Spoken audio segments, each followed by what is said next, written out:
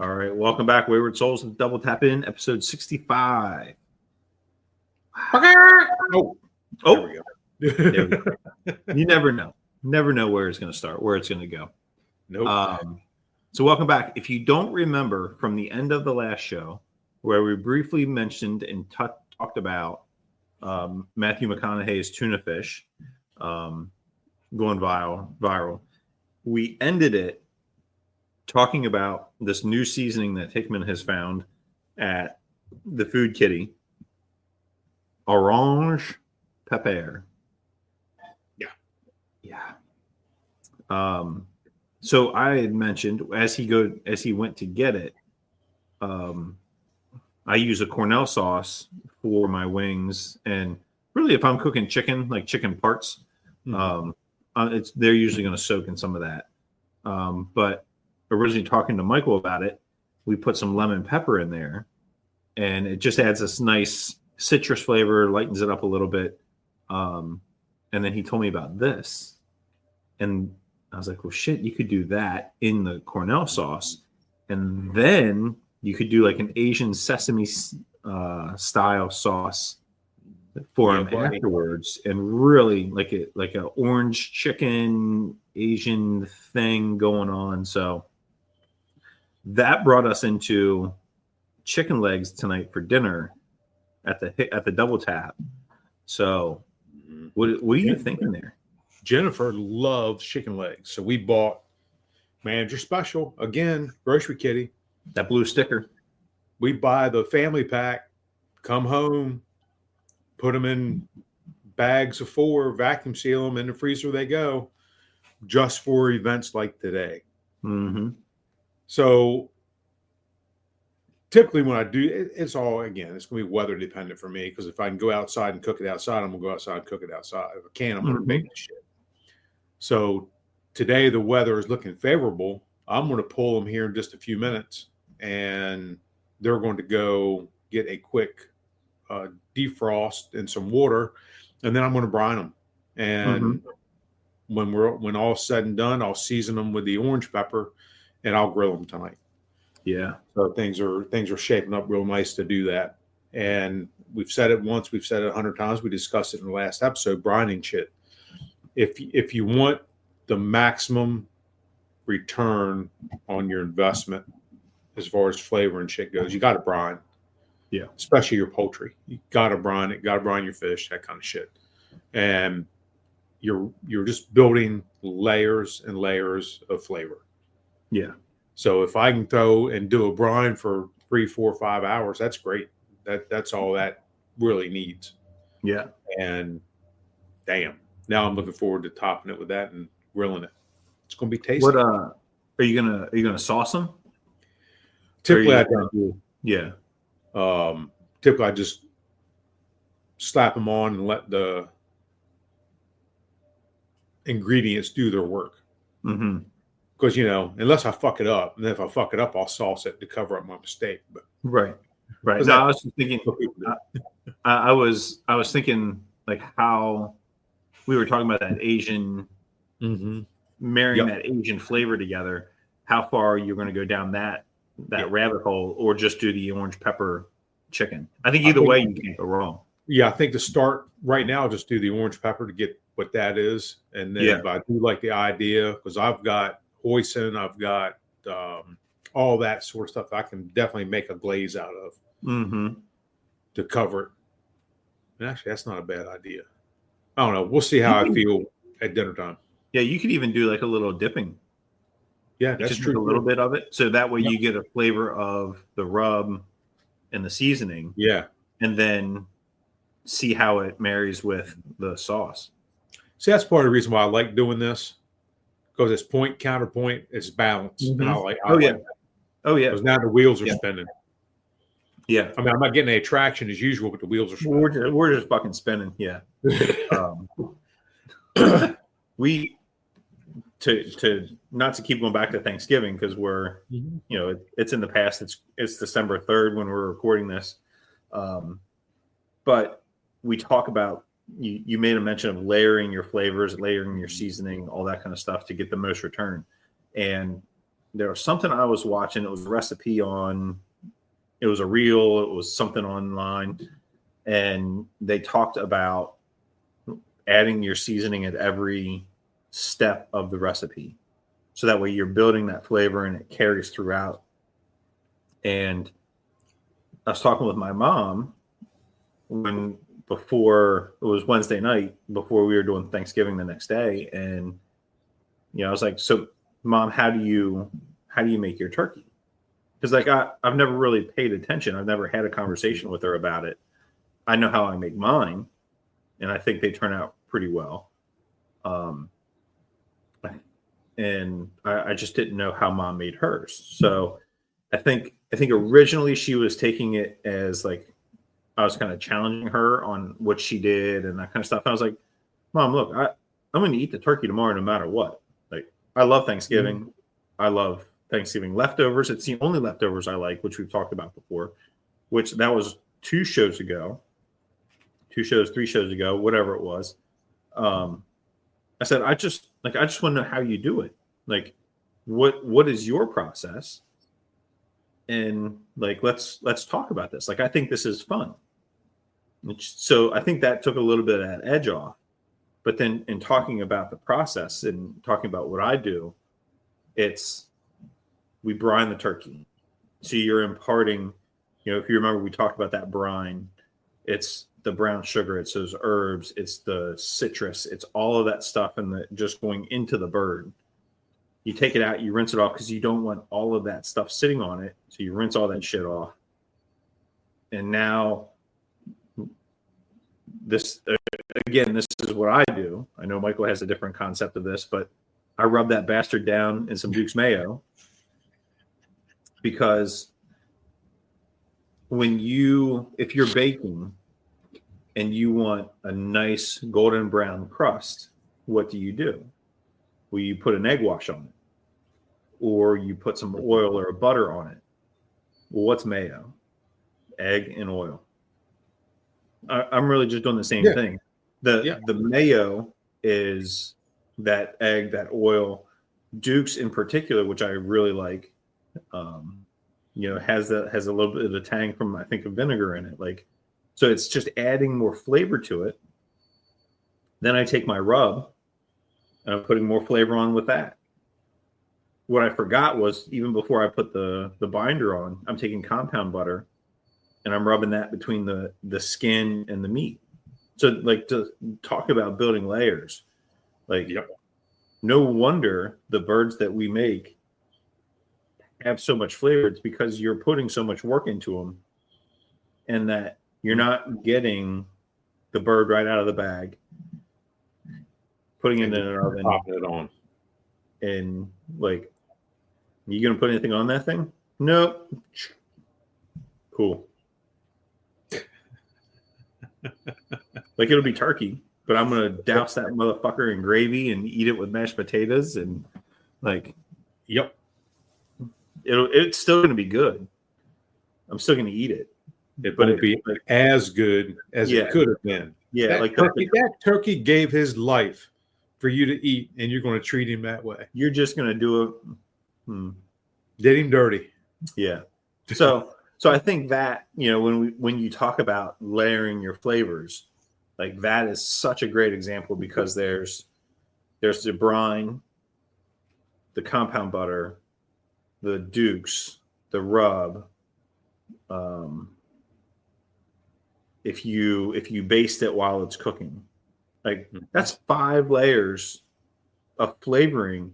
And if you do it right, and you stuff the cavity with citrus and herbs and whatever else you put in there, like 6 layers of flavoring. And if you, like I said, if you do it right, they all marry together. They all have similar enough flavors that it comes, like, when you go to slice it, you don't have to eat it with anything else. Like, you eat that turkey alone and it's moist, it's juicy, it's filled with this wonderful flavor that you get the flavor of the turkey, you get the flavor of everything else that you've done to it, and it's just phenomenal. So I can't imagine why I like talking about this shit. My mouth is watering. You're not going to dehydrate. You're salivating so much. Yeah. Yeah. So Guy just keeps swallowing hard. That's what she said. yeah. Yeah. Yeah. I always like if you do it right, it's like eating ribs. If you do it right, it's all over your fingers, it's all over your face. Yep. There's more to that, but Yeah. I think that is actually over a line that we can't talk about. We can't go. Yeah. What are they going to do? Nobody listens anyway. Fuck it. Yeah. The 15 people. So we obviously did ham, smoked the ham, fed everybody, brought the remaining ham and the ham bone back, threw it in the crock pot, added my ham bee mix of 15 beans and a little packet of seasoning. And we were talking about seasoning as we go. Mm-hmm. I ham and bean soup. It's a very standard list of ingredients. The only thing that I don't add as I go is the salt. Mm-hmm. And we talked about the bluefish, the smoked bluefish being too salty. Yep. Well, I have done the ham and bean soup where it's been too salty because I added salt, or I used the Better Than Bouillon base for ham, which is a tremendous amount of sodium. Yep. Well, how are the hams cured? Salt. So when you cook that, it releases all of that salt into your ham and bean. And you can eat a bowl of my previous stuff and you're going to dehydrate yourself. Mm-hmm. It's going to suck all the moisture out of your body. You're not going to be able to keep up. It's that salty. So now I'm going to the point where salt is the only ingredient that I don't add until the very end. And then once I get it right, I let it sit for a while and get all happy and all that shit. But yeah, again, getting back to not only the ham and bean soup, but the brine for the bluefish we talked about in the other episode, trial and error, you will get it. Don't give up. And it's going to be good shit. Yeah. Just don't get discouraged when you have something that doesn't quite go your way. Yeah. Yeah. Let's go back to chicken legs. Have you seen the chicken leg lollipops? I have. Yes, I have. I have not done those. No, that's the first time I saw that done was at a barbecue competition down in Chincoteague. Some folks from Wilmington, Delaware came down, and that's what they did. Gotcha. And they were good. I mean, they not only as a visual thing, because you eat with your eyes also, and it is, they were good. They were real good. That could be orange pepper lollipops tonight at the Double Tap. The problem I have with that is I'm lazy. Yeah. Do you know who has done those though? Or who else has done those? Tom. Oh, no doubt in my mind. Yeah. No doubt.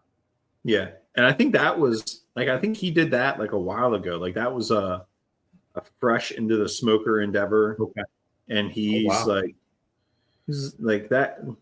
You know what? One of the things I was going to say, the thing I love about Tom, one of the many things that I love about Tom is he sees something. He's like, fuck it, I'm going to do it. Yep. And he doesn't wait. He goes and does it. And yep. Yeah. If you've been following either my social media or Ben's, you'll see our stories include a lot of Tom's stuff. Yeah. And day before he did those habanero pastries. What the fuck? I'm like, dude, you're putting retirement. Number one, retirement is good on you, buddy. Right? Because you're doing all this shit. Retirement is good on you. Yeah. But now you're putting us to shame, because we're trying, and then you one up us or 8 up us. Yeah. Like, holy shit, dude. Yeah, here we go. Raspberry habanero puffed pastries. Fucker. Fuck Tom. Fucker. Like, yep. Fuck Tom. I bet that's fantastic too. Oh, I'll bet it is. His comment on here, I think, is hysterical too. I think I'm nesting, brewing beer, smoking meat, pickling shit. Now baking. What's next? Knitting? I hope so. Fuck. Yeah.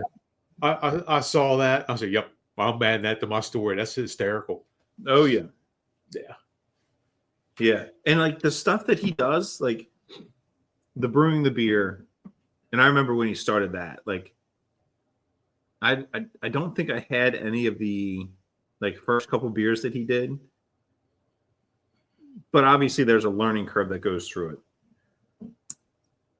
it. He's done some beers that are absolutely phenomenal. Now I'm not a beer guy. Like I like Natural Light, Corona, like that kind of beer. Like I don't actually want to taste the beer. Right. But he made a raspberry jalapeno cream ale or some shit like that. That was fantastic. And I think we talked about it in the episode that he came on with us, which we'll have to get him back on the Babadook Bakery. And we're gonna the Babadook Women's Market. Don't hold that against me, Tom.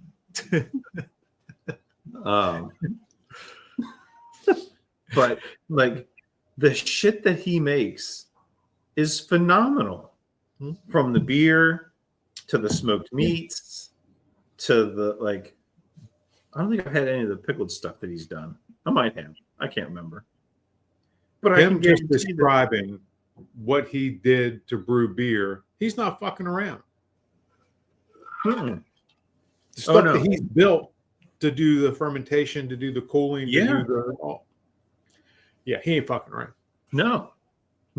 Like he was texting me last night. He was happy the burn ban finally got lifted, so he could burn some of his old files from work.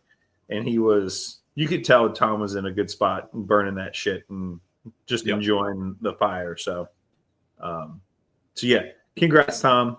I'm still super excited for you for retiring, enjoying the retired life. Doing whatever the fuck you want, including baking.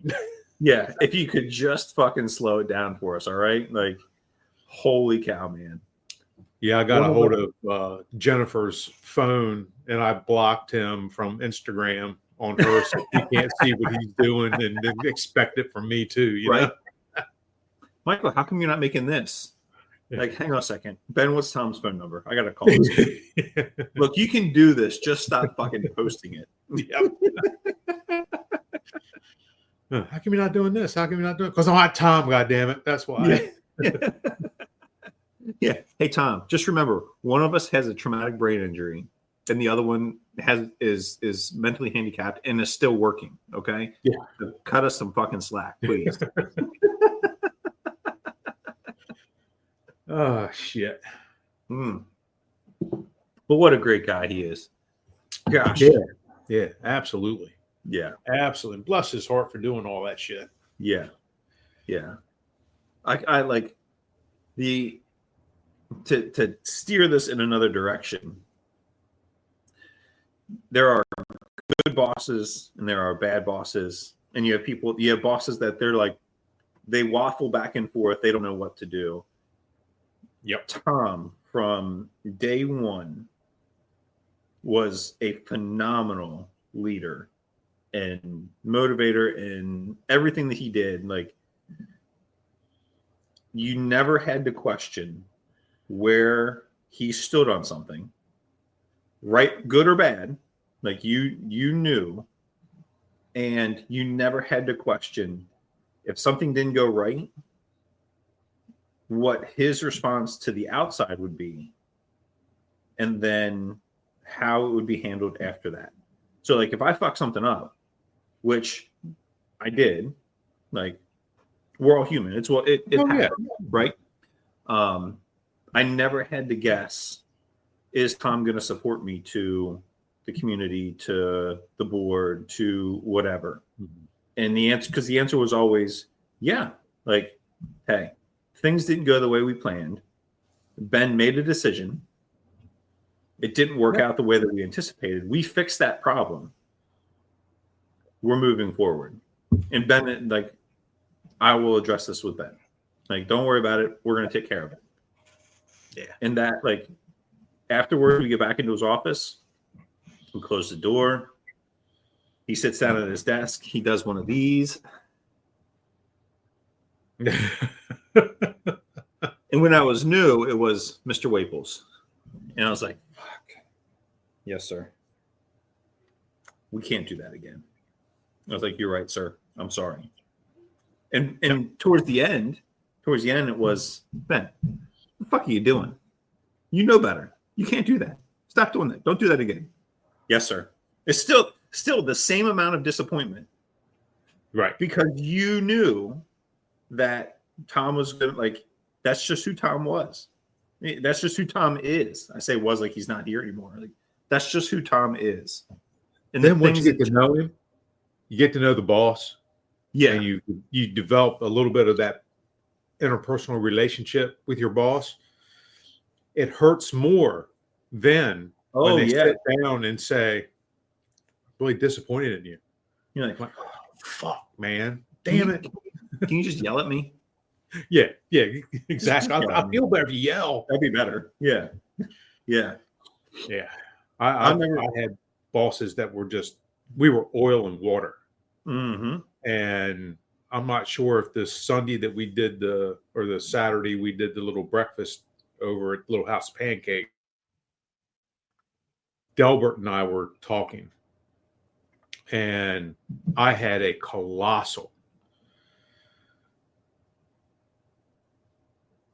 wasn't necessarily a fuck up, but I really pissed off the boss. And it started with Baker. We're going to a fire or something up north, and the then supervisor pulls out in front of me at 65th Street. And Baker says, I don't think you can catch him. Hey, watch this. Let me show you a fucking trick. So not only did I catch him, it irritated the boss enough that he stopped at a green light and almost caused a collision. When we get up to the call, this particular supervisor, when he got angry, his nostrils got about that big around. He looked like a fucking Brahma bull. And he got out of his vehicle. We got out of ours. When we're done here, you meet me at the office. And I went, you can bet I will. We do our thing. We get done. We go back to 60. And 65th Street was new. So we go, and he goes, close the door. And I said, why? They're going to hear us upstairs, downstairs. That door ain't going to do a fucking thing. And we went at it in the fucking office. I said, who the fuck stops at a fucking green light going to a fucking call? Da, da, da. Who the fuck rides my bumper? Da, da, da. I said, that's Baker's fault. That's not my fault. He dared me to do it. Motherfucker, I know that's not da, da, da. Well, whatever. Yeah. Am I getting time off? If so, do I pick the days? What are we doing here? Yeah. God damn it, get the fuck out of my office. Don't do that shit again. Right. I'll see you tomorrow. Yeah. Have a good night. Yep. Sleep well. Yeah. Yeah. The good times. My first couple of evaluations that I got with Tom were in a bar. Perfect. It was because my schedule at school was shifted because I started in August with preseason, and I finished like a month before everybody because sports were over. Yeah. And because I started earlier. So it was always shifted. And at when I was finishing up, they were always busy with the end of the year stuff. So I'd stop by his office and be like, can we just, like, we'll just find a time like early summer to do your evaluation. I said, yeah, sounds great. Like, you tell me when and where. Like, I don't have any plans. So we did that. I'm off Yeah. Yeah. And yeah, we actually met at Backstreet, had some fries. Can't remember if we got wings, like, but had a couple beers. And he's like, here's your evaluation. We went through it. I was like, sounds good to me. Signed it, and then kept going on talking about whatever. And Yep. Some great evaluations there, you know. Yeah, But it gets we're back to also his leadership. Yeah. Yeah. Yeah. Like There's nothing sugarcoat. If you need a bad evaluation, you'll get a bad evaluation. But yeah, there's going to be some education involved in it. Yeah. Yeah, absolutely. So it was Tom's. If you can't tell, Tom is very highly regarded around the Soles HQ. So, yeah. Rightfully so. Dude. Yeah. Now, if you just stop doing all this other shit and posting it. Stop baking, man. Yeah. I just can't compete with that. Yeah. I'm glad he's not posting like his house projects, because then I'd have a problem. How come Tom's doing this and you're not? It's because fucking Tom's retired, Rachel. Like, well, you have 3 days off. Yeah. Yes, I do. Yeah. Yep. And in that time, I try to keep up on the laundry of a family of 4. Like, whew, relax, babe. I'm doing the best I can here. Yeah, it's all okay. It'll be okay. Yeah. I can't wait to be retired. Then you'll have child number 3, and I'll punch you in the throat. Then you're outnumbered. Remember that. Mm. Yeah. Then you go from man to man to zone. Mm-hmm. Yep. Yeah. Yeah. So. Oh Lord. Yeah. So I woke up this morning. You know, it's freaking freezing, and I'm out here in the Double Tap studio. And I said, well, I think today is recording day, so I'm going to turn on. This is a 3-season room for you folks that don't know. And so I turned on the little heater. Had to slide open the big pneumonia hole over there and put a fan in the living room to blow the wood stove air out here, just so I didn't fucking freeze in the Double Tap studio today. The lengths that I go to for this podcast is just amazing. You should all be super appreciative. Well, I'm wearing a freaking hoodie. You can't see down here. I'm wearing my ducking waders, man. It's cold out here. Yeah. So you'll notice that things are a little, the view's a little askew today from what it normally is. I've lost my studio space to something called a long arm sewing machine. Oh, did you get it? Yeah. Yeah, Jennifer got it. And what do we think so far? She loves it. She's happy. Therefore, I'm happy. Yeah. And it is just that simple. She's been out here. I'm staring at it right now. She's been out here practicing with it, making it hers kind of deal. She's got material on it now. She's been just testing it all out. And so far, it is fantastic. It suits her needs exactly what she's looking for. Good. And now all these quilt projects that she has, my wife's very versatile when it comes to that kind of shit. Mm-hmm. I think she's got 3 right now that need to be wrapped up, and this will allow her to do that. Now, for those of you who don't know, in the quilting world, there's something called a long arm sewing machine, and that is the final step in doing quilting.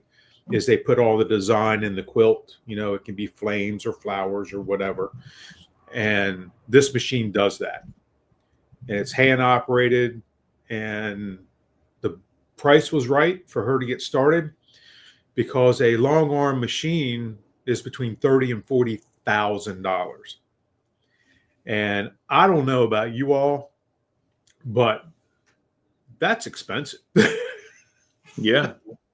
And she's been talking about one for years, and this one popped up on Marketplace, and I saw it. I sent it to her. She looked at it. She did the research. We went and met the lady, and long story short, it came home with us. And within 2 hours, I had it assembled with her and had the sewing machine mounted on it, and she had shit running. Awesome. Yeah, it's fantastic. So, long story short, my view has changed a little bit until we figure out exactly how to rearrange the double tap studio out Yeah. here on the sunroom porch. Yeah. Yeah, It's going to end up being the double tap sweatshop. It's exactly what it's going to be. Yeah. Now, originally, if she had purchased one of the big expensive computer ones, we were going to build the upstairs in the double tap in. It has a 30 by 15 space upstairs. I was going to insulate it, heat it, air condition, do all that stuff up there. And that's where that was going to go, because that was going to have to be a job for her. Yeah. And we calculated she would have to do 5 projects a month to make the payment on that. Not to mention the other projects she'd have to do just to make a profit. Yeah. So we decided that now is not the time to do that with her still working and whatnot. Maybe later on down the road, if that's what she wants to do, great. But this is a great start to get in the work, to get the practice in, to figure out exactly what she wants. And this may be just enough. You just never know. Yeah. Or for now, at least. You know? Yeah. And for basically a 1% investment, I'm okay with that. Yeah. Yeah. So the double tap studio is going to turn into a 4-season room. Yes. Sweatshop. And you're going to be next thing we know, your hands are going to be all tore up from, running the sweatshop. And every time I discuss this with Jennifer, I go back to Happy Gilmore when grandma's in the old home. My fingers hurt. My fingers hurt. Might tell you what else is going to hurt. Your back's going to hurt because you've just been assigned a landscaping detail. Yeah. Oh. Yeah. That's exactly what pops in my head. Yep. As you're either going to help me do this or you're going to go spread mulch. It's your choice, big boy. Figure it out. We should get her like the white uniform that they had. What was that, Ben Stiller? Yep. Ben Stiller wear. Yeah. Yep. Oh, that'd be funny as shit. Yeah. Yeah. Love it. All right. Well, gosh, look at the time. We're going to wrap this one up on the sweatshop. So thanks for joining us. Another wonderful episode of, it was 32 minutes of 32 different topics. So thanks for joining us. Yeah. And we'll see you next time.